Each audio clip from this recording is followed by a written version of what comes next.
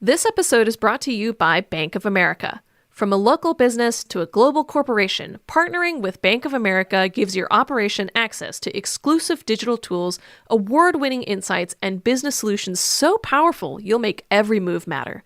Visit bankofamerica.com/bankingforbusiness to learn more. What would you like the power to do?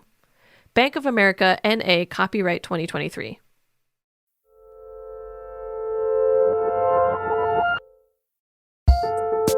Hello and welcome to another episode of Working Overtime, the bi-weekly advice-focused Xena warrior princess to Working's Hercules, The Legendary Journeys.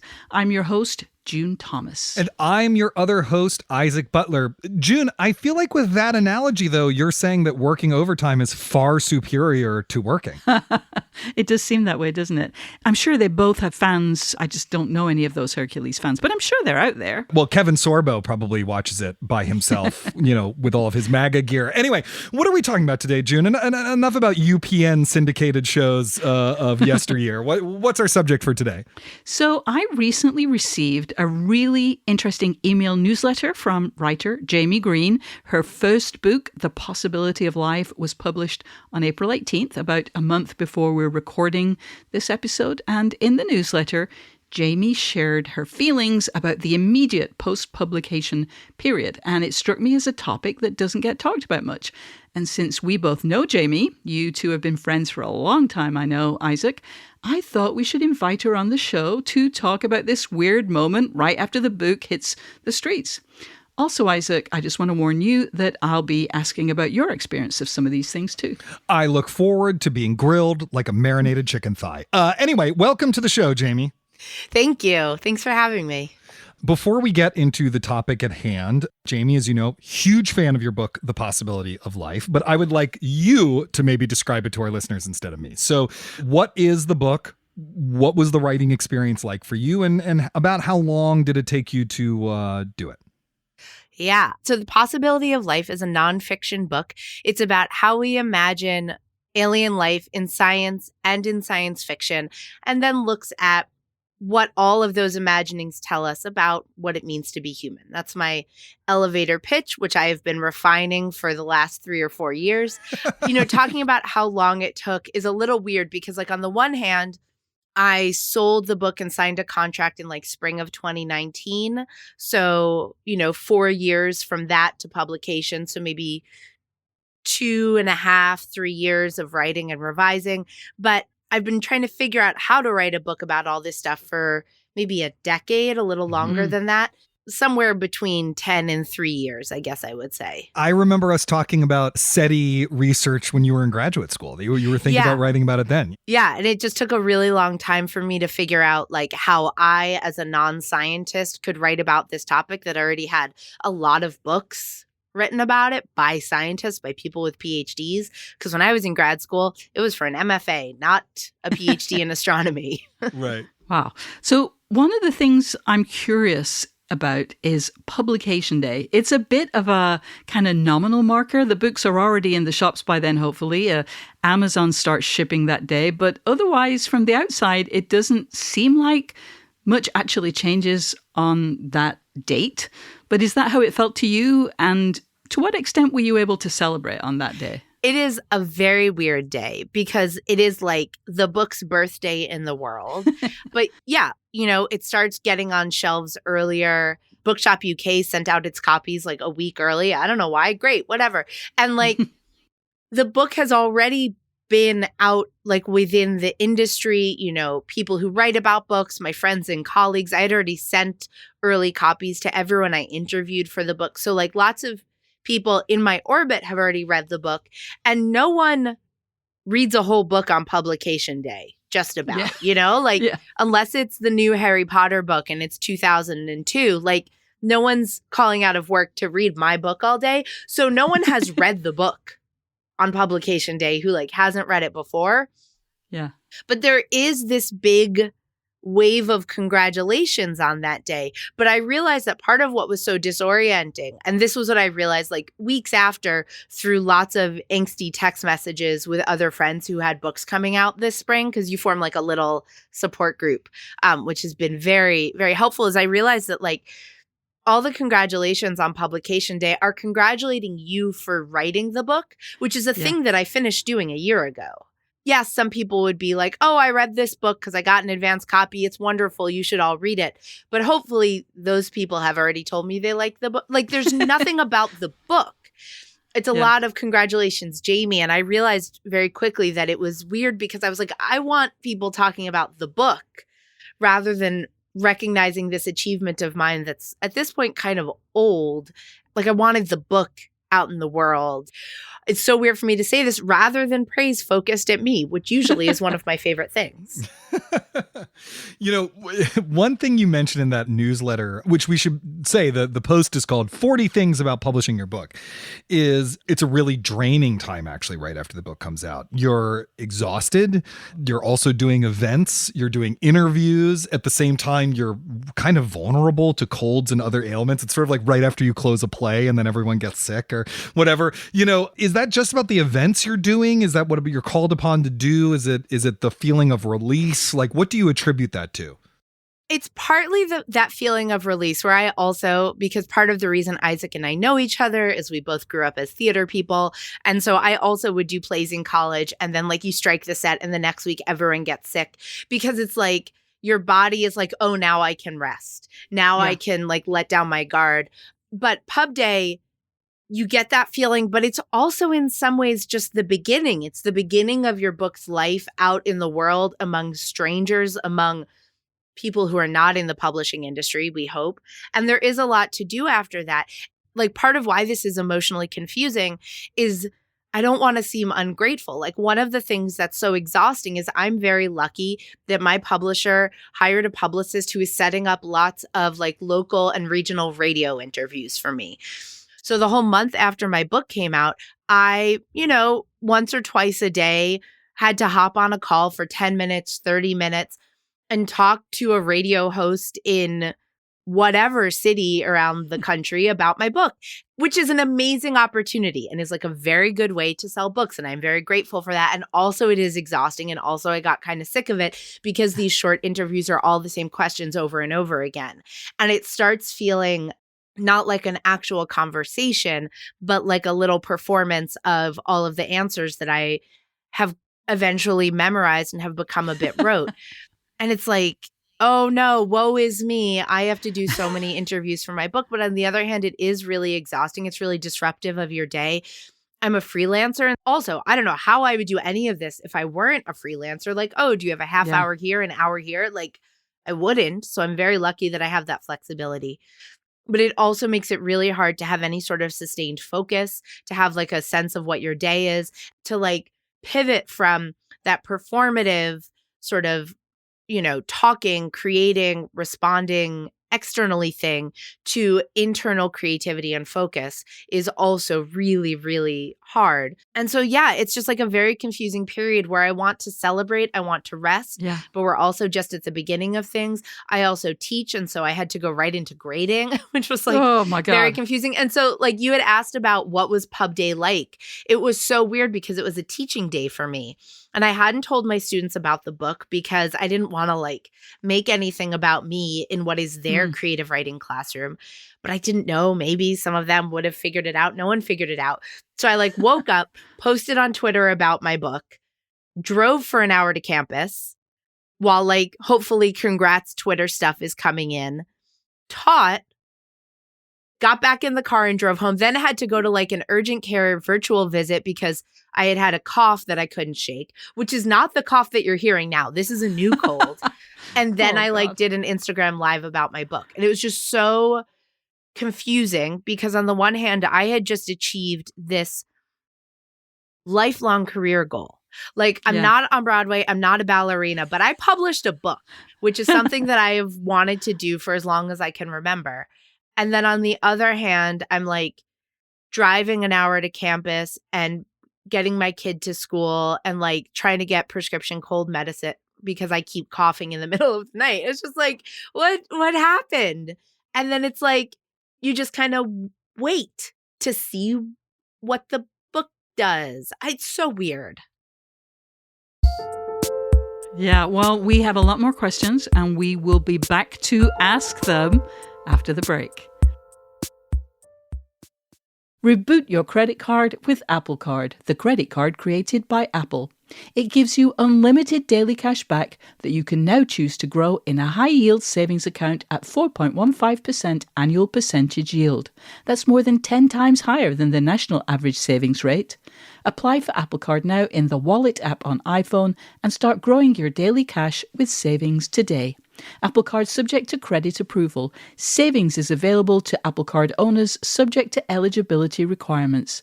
Savings accounts provided by Goldman Sachs Bank USA, member FDIC. National average savings rate is from FDIC website. Terms apply. This episode is brought to you by Bank of America.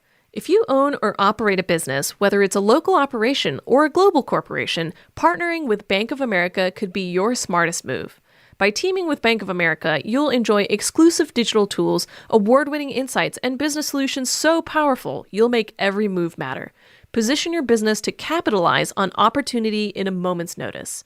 Visit bankofamerica.com/bankingforbusiness to learn more. What would you like the power to do? Bank of America, N.A., copyright 2023. Hey listeners, do you have any tips or questions about the creative process? Well, get in touch and share your advice. You can email us at working@slate.com, or even better, call us and leave a listener voicemail at 304-933-9675. That's 304-933-WORK. And we're back.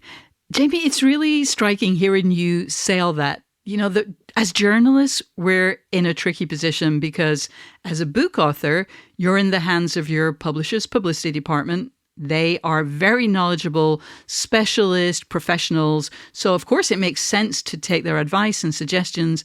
But on the other side of things, as journalists, we also receive a lot of books or notices about books for potential review. So we also have a sense of what's effective, at least for us. What has most surprised you about the things you've been asked to do? And have any of the things that you thought were, I'm not going to say a waste of time, but maybe a little bit more marginal, have been really fun or have seemed to be really effective? You mentioned Instagram Live events. Like, how do you get psyched up to do all these things? Getting psyched up is the easier answer because I think I benefit in this weird publicity world from having been a performer, from having been an actor, from having that thing in my life.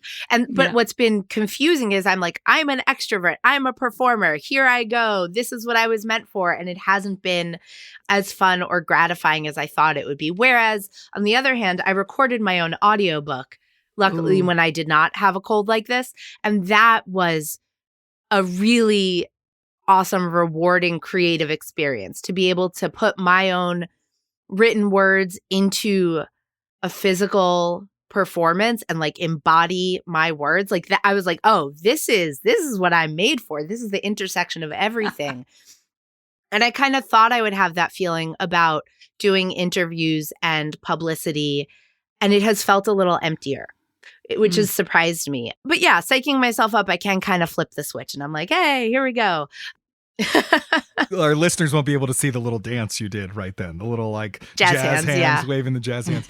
One of the things that I loved in your newsletter, Jamie, was the sense that you were telling us things that usually go unsaid, right? It's like, we don't often talk about actually sometimes publicity can be kind of a drag, or, for me, it was like, if I have to tell that story about being traumatized by the freshman year college production one more fucking time. Anyway, but then you feel ungrateful saying that. So, you sort of address both sides of that in a really great way, which I loved.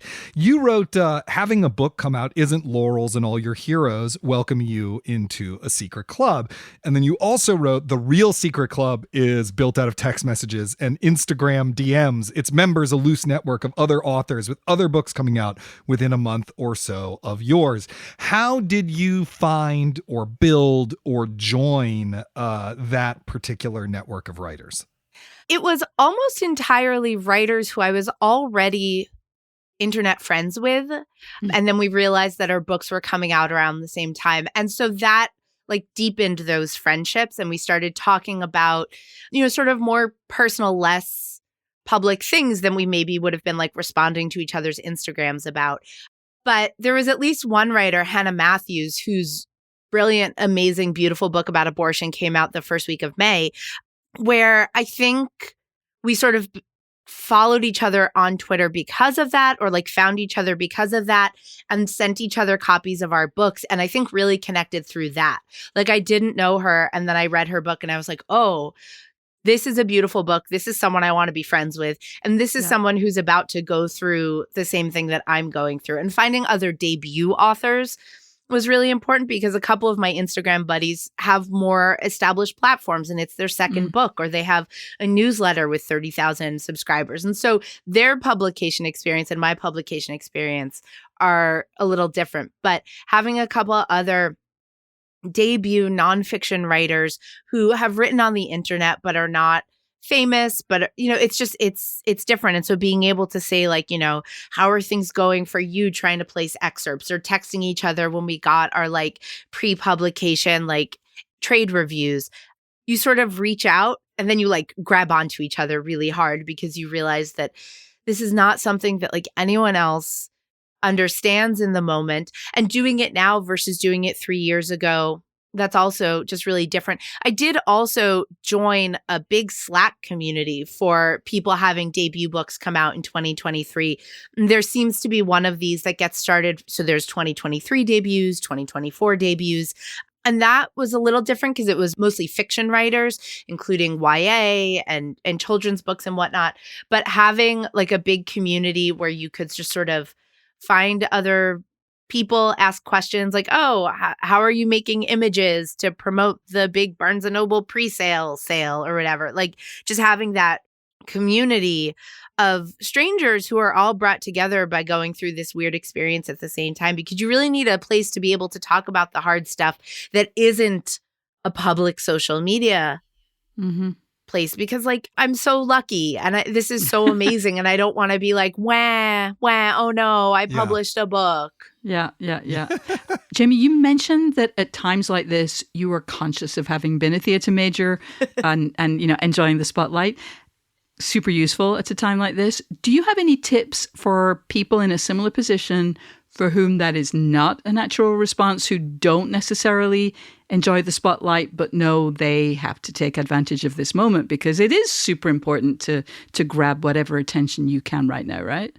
Yeah. I mean, one thing that helped me, and I know that like Twitter is in, let's say, a transitional moment right now, but in terms of worrying about self-promotion on social media, because a lot of people worry about their social media presence turning into self-promotion all at once, about overdoing it, remembering that no one sees all your posts, but also finding someone who you follow, who promotes a lot, who doesn't annoy you. Like realizing, oh, this person retweets praise about their book all the time. And I'm just like, oh, that's nice. And recognizing that reaction in yourself, and then trusting that the people who follow you and care about your work will have a similarly generous response to your self-promotion, really allowed me to just kind of let it rip. Yeah. As for, talking about the book, I would definitely practice a lot, but it's honestly hard for me to get into the mind space of an introvert or someone who doesn't, like putting whole paragraphs of sentences together. What's the matter with those people? I mean, really? I don't know. Why don't you want to talk? I don't know. It's easier to imagine Steveland, the sentient alien plant in Semiosis that you write about, than it is, introverts. What's that about? Because Steveland also loves talking about himself. But it is just something where it's like built into me, where it's like I enjoy the process of putting thoughts together on the fly while I'm talking. And I think that that's related to my writing process. I'm really curious, actually, if this like tends to track for people, where I tend to just sort of write a first draft in one big rush. I don't self-censor. I sort of see where it's going, and then I come back and edit. And I think that probably makes it easier for me to talk in a similar way without getting in my own way, without second guessing. So, okay, here's my thought. This is just occurring to me, which is also proof of how I let my brain just kind of run, is the thing that has helped me write that way is doing morning pages, a la Julia Cameron, a la The Artist's Way, is practicing free writing, practicing low stakes, no value judgments, writing a lot outside of drafting my writing has made it easier for me to write drafts where I'm not getting in my own way, where I'm not second guessing, or where I'm not trying, because you can't write and assess the quality of the writing at the same time. Like that's what gives you writer's block. That's what trips you up. And I'm guessing that being able to do that in my writing makes it easier to do that speaking as well. And making writing a place where I'm open to discovery and open to weird detours makes it more comfortable for me. I'm like doing it as I'm talking about it, but makes it more comfortable to talk in a discovery mode rather than a like, it must be perfect before a sentence comes out of my mouth mode. I was joking about introverts earlier, but honestly, like, I think anything that you feel like you're not naturally good at, you can become more comfortable with practice, right? And so, you know, one thing that you can do if you don't feel like you're comfortable being interviewed is you can just have a friend ask you some interview questions like you would for a job. You know, very famous people get actually media trained. There are professional people who come in, who work with their publicists, who teach them how to do an interview. You probably can't afford those people, but you do have friends or a spouse or a partner or whatever, and you can just be like, hey, you've read my book, can you ask me some questions about it? Let's practice this, so that it's less about getting the answers completely right scripted wise. It's then when you are asked a question, you're like, oh, I've done this a bunch of fucking times, who gives a shit? And you can just do it, and it becomes a lot easier. Yeah, and I think it's important to do that with a person and not only alone in the car or the bathroom mirror, because doing it alone in the car or the bathroom is very important. But then as soon as you get another person in front of you, you might clam up. Like I, in college, took singing lessons and I'm not very good at it, but I was always so much better with my voice teacher alone than when I got in front of an audience. Like I just didn't have the same control. And so you want to practice with as much of an audience as you will have in the interview. So if that's one other person asking you questions, that still is closer to the experience of the real interview than just doing it alone. So I would practice all of that. Like, you know, do it where you're comfortable alone, do it with another person where you're a little less comfortable too. So much wisdom. Listeners, we'll be back with one last round of questions and advice after a break. At the end of your first year, Discover credit cards automatically double all the cash back you've earned. That's right. Everything you earned doubled. All the cash back from eating at your favorite soup dumpling restaurant doubled. All the cash back from that trip where you sort of learned to snowboard also doubled. And the best part, you don't have to do anything ridiculous to get it. Nope. Discover does it automatically. Seriously though, see terms and check it out for yourself at discover.com/match. Hey listeners, me again. I just want to remind you that if you are enjoying working overtime, please subscribe so that you never miss an episode. And if you listen on Apple Podcasts, we'd love you to rate or review the show. It really does help new listeners find us. And if Overcast is your app of choice, as it is for me, please hit the star to recommend this episode to others. All right, back to the show. So, finally, I have some questions for both of you. I'm about a year out from publication and I have a lot of editing, rewriting to do. There's still a lot of tasks on my book to-do list. But at a certain point, it's out of the author's hands and you're just waiting for publication day, right? In that period, I'm sure there are still things a writer could and should do to help their book if it's going to succeed. So, you know, identify excerpts, write pieces for other publications, pitch stories.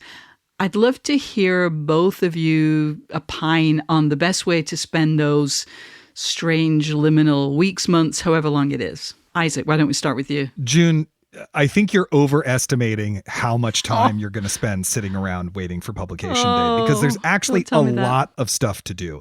Between just the galleys and the final version of the book being sent to be printed out, you're going to be proofreading it 8 to 10 times. You're going to be going through a bunch of different drafts. Well, it was 8 for me. The last one of which was just making sure everyone's name was spelled correctly. I regret not doing that pass. Yeah.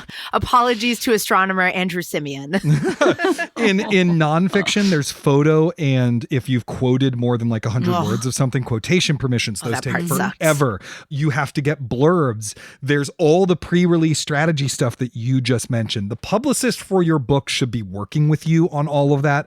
But still, you're the one who has to reach out to your friends. You're the one who's going to fill out a questionnaire that's like everyone you've ever met who might help promote the book. And then you're the one who's going to be emailing all of those people, not the publicist. You have to come up with the pitches. You have to pick the best excerpt. It really does not let up. I've often talked about it as a marathon made out of a bunch of sprints. But actually, a friend of mine who's had books do really well and books not do well, he refers to this period before your book is released as the storm before the calm. Yes. And there's something actually to that. So my big advice is less about how do you use those liminal months. They are going to fill up. It's more to think about how to take care of yourself during it so that you don't burn out and then burn out even further than you thought was possible. But they are still extremely liminal because there's so much time between when the book is finished enough that you're like, I can't wait for this to be out in the world. And then it's like a whole nother year before publication day. And so there are 8 to 10 months when you care about your book and are insanely excited about it and no one else cares or knows about it. One piece of advice I would give is for the excerpts and essays that you're going to be hopefully writing to go along with it, to not plan on getting a lot of creative, thoughtful work done in the 6 weeks or so before the book comes out because your brain will stop working. I was really reassured by the number of published authors who told me you're not going to be able to read, you're not going to be able to focus, you're not going to be able to write, which was unfortunate because I had 2 essays that I had to write in that time, including like a very challenging piece of science writing. And my brain just stopped working. Like I ended up rereading a favorite series from when I was like 14 years old because I needed comfort reading. Don't plan on reading anything new. Wow. That's actually the thing that is the most similar to me between the book birthday and one's child's actual birth is that it just wrecks your brain and your ability to do anything for a while. I mean, there's other physical stuff going on with giving childbirth, don't get me wrong. But in terms of like, I mean, your brain just stops working for a bit. And it's really, for me anyway, it was really weird and scary. And the only thing that got me through it was actually a similar thing of other writers who have been through it just being like, it'll pass. It might take months. Who knows? But it will actually pass and your brain will start working again. Jamie, this was your first nonfiction book. You are a debut writer, but you've been working for several years as the series editor of the Best American Science and Nature Writing series. So I know that you're super familiar with the publishing process. So how was your own book different? Oh, it was totally different. Like for Best American Science and Nature Writing, a lot of my work is logistical, is wrangling contact information and permissions and things like that, and doing a lot of reading, but the final selections are made by the guest editor every year. I mean, something that was hugely helpful for me a decade ago at this point was when I was in graduate school, the summer between my 2 years of classes, I got an internship at a literary agency. Because when I first moved to the city, to New York, and was working in theater, my first job was at a talent agency. And that was so helpful for learning how the industry worked.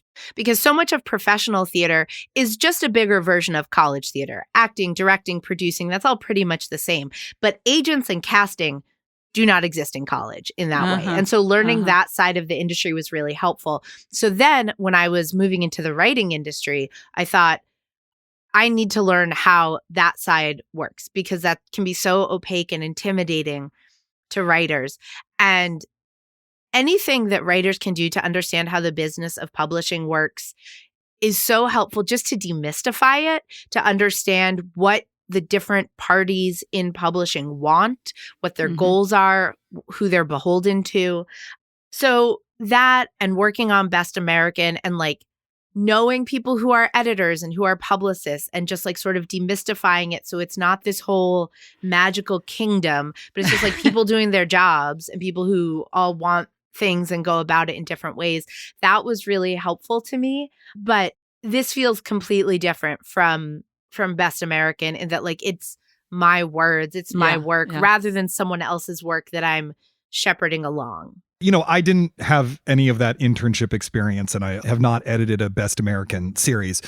So the thing that I had to learn eventually how to do is to actually just ask people what the hell they were talking about. Because the truth of the matter is that in general, people in the industry, and I have to say, like, I love my agent, I love my editor, I just want to work with both of them for the rest of my life. But their default is not to explain things. Their default is just be like, so we're going to do this, and the P&L is this, and blah, blah, blah, blah. And it really is on the author to be like, I don't understand what you're saying. Instead of doing what I would normally do in like college when I hadn't done the homework and been like, oh yes, of course. Of course. Yes. No, that totally makes sense. Yeah. Epicureanism. Anyway, so, you just ask questions. They will be generous to you in response to it. You are not actually making yourself look like a less accomplished or dumber author by doing so. If I can just jump in on that, like one of the most common things in that debut author Slack group that I'm in is someone will ask a question and the answer is like, ask your agent. Ask your agent if this is like so many of my emails to my agent are, is this weird?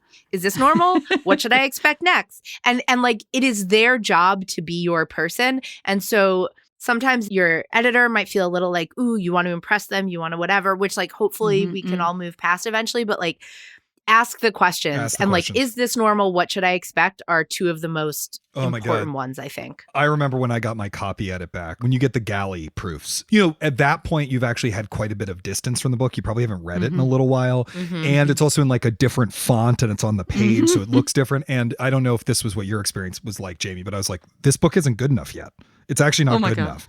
And I made a bunch of changes. They were small, but there was about one per page. And sometimes it was just shortening a sentence, taking out a repetition. The notes were kind of a mess and needed to be redone. It's stuff like that. And I was in the midst of this freak out because I was worried that I was doing something that you weren't supposed to do. And so I actually just emailed my agent and was like, hey, can we talk about copy edits and how many changes you're allowed to make? And she's like, what kind of changes are we talking about? I was like, it's like one small change a page. She's like, oh, don't worry about it. I've had writers who rewrote an entire chapter. I was like, okay, well, I'm not that. This is going to be okay. And so it can just be really, really helpful to stay in the loop with the people who have a lot more experience than you. And that, to me, goes back to what Jamie was talking about earlier, which is that finding a community of people who are in the same field as you, or maybe even in the same position as you, it's really useful. It's really helpful, especially because you can just go back to them and be like, am I crazy for feeling this way? And they just go, no, you are not crazy. I had a nervous breakdown when I got my copy edited or, whatever it is. Yeah. And that kind of community building of people in the same field is really, really important.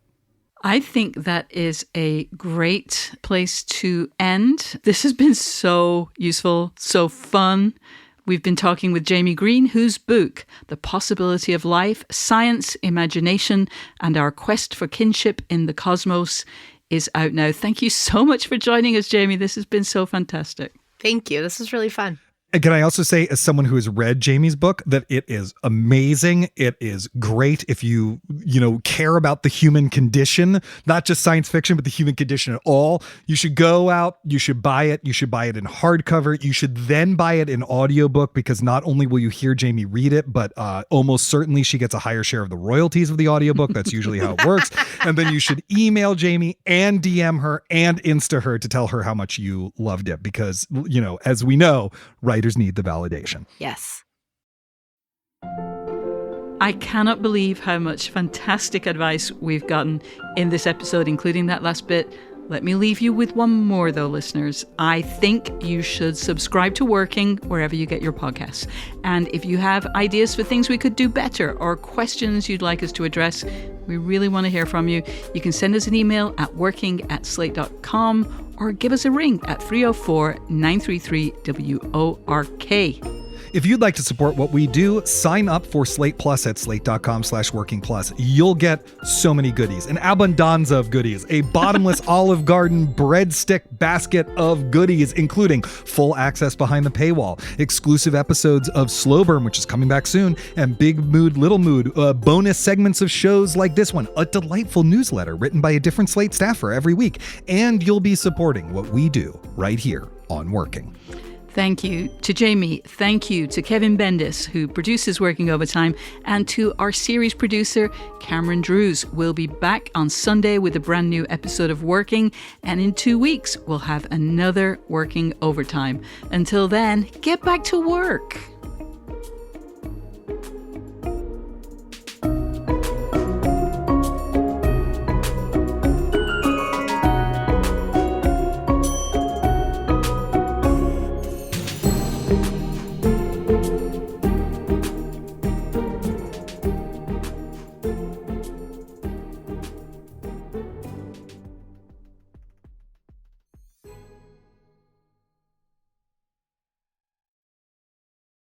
Hey everybody, it's Tim Heidecker. You know me, Tim and Eric, Bridesmaids, and Fantastic Four. I'd like to personally invite you to listen to Office Hours Live with me and my co-hosts, DJ Doug Pound. Hello. And Vic Berger. Howdy. Every week we bring you laughs, fun, games, and lots of other surprises. It's live. We take your Zoom calls. Music. We love having fun. Excuse me? Songs. Vic said something. Music. Songs. Music. I like having fun. I like to laugh. I like to meet people who can make me laugh. Please subscribe now.